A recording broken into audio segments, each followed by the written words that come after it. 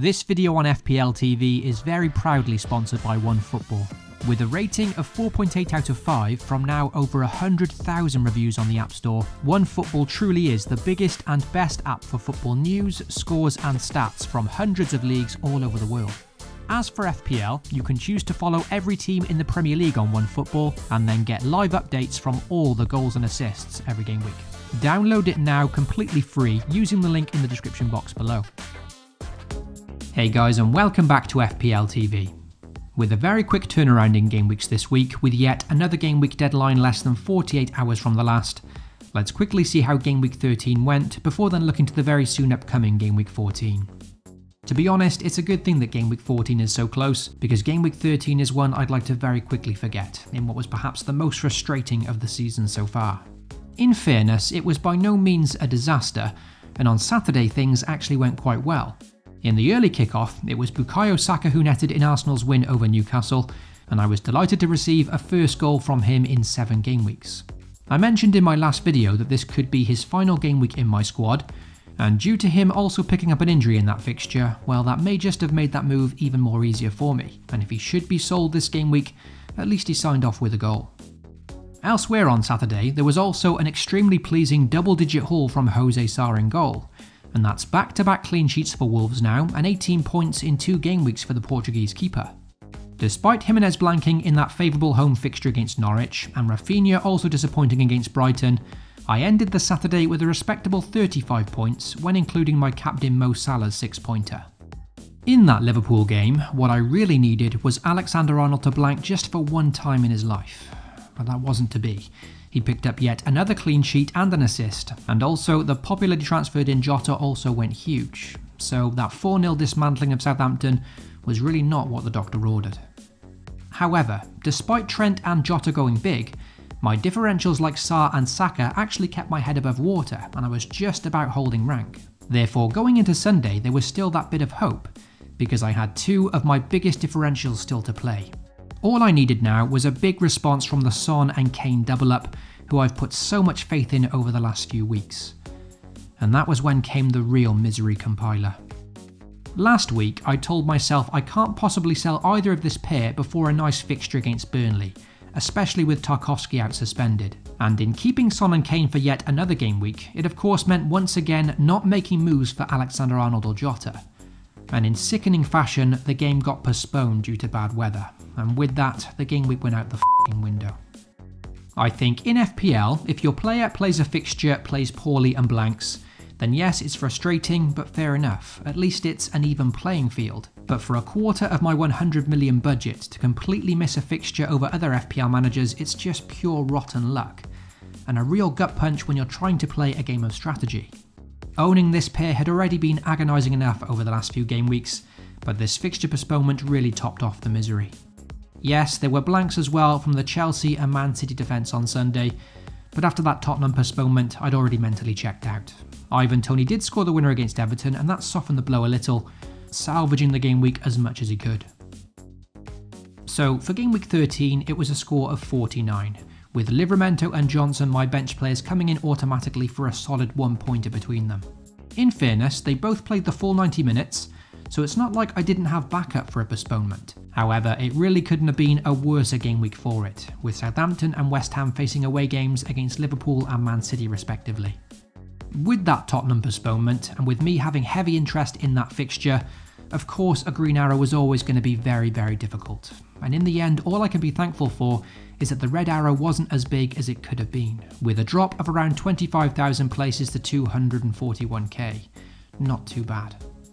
Now don't get me wrong, if I was competing against a mini-league rival and they had a postponed fixture and I didn't, then of course I'd secretly enjoy it too.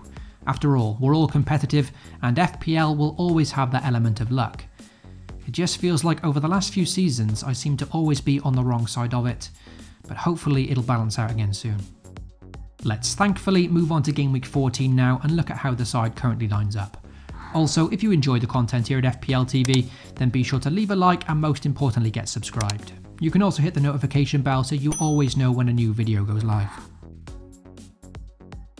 There's no prizes for guessing the top transfer target this week, with Alexander-Arnold having to come back in some way or another.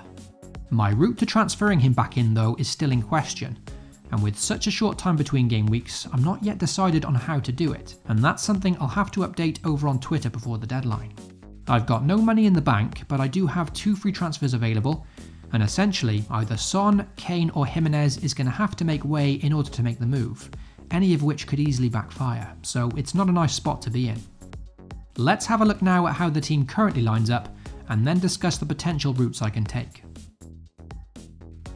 For me, when considering value for money and what I could do with that cash if freed up, then obviously Harry Kane is the one I'd like to sell this week.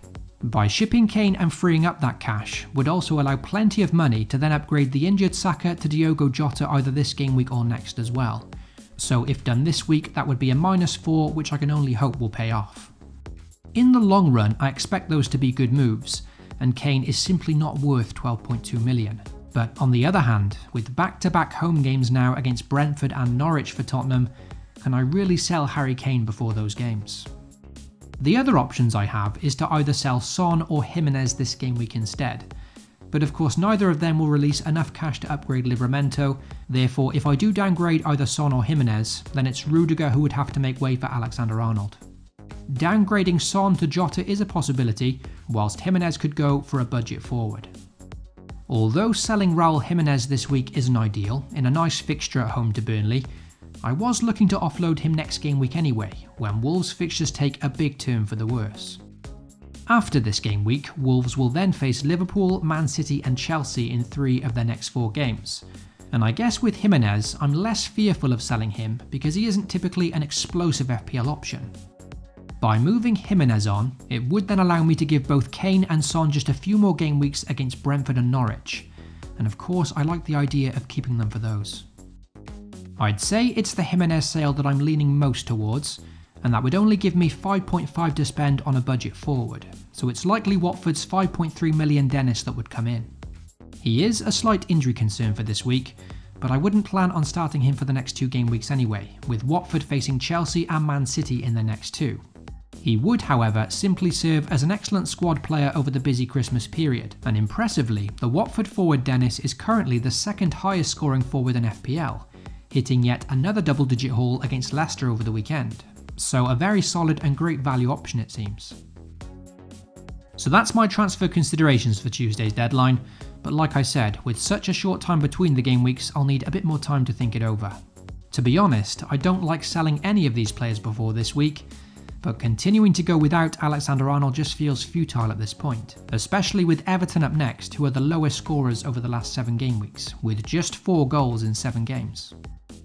As for the captaincy, in my current squad it'll once again stay with Mo Salah, with Everton looking way off the pace at the moment.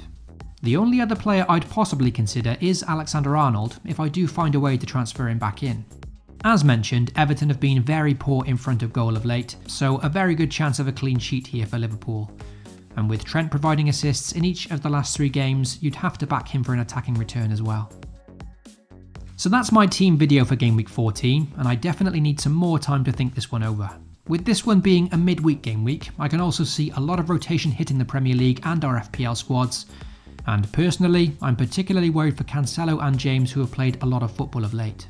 My backup Johnson does have a decent fixture at home to Brighton this week, but in fairness, Vladimir Coufal could easily play instead of him for West Ham this week too. And with Saka currently an injury concern on my bench as well, perhaps that's another reason to get rid of Harry Kane this week and spread some funds around the squad for this busy Christmas period. Although not very definitive this week, with my transfer move still up in the air, I hope you enjoyed this video all the same, and as always I'll post my final team over on Twitter shortly before the game week deadline. Let me know in the comments as well what you'd do with this team and 2 free transfers, and what route you'd take to bring Alexander-Arnold back. Good luck to you all for the upcoming game week, FPL responsibly, and I'll catch you all very soon.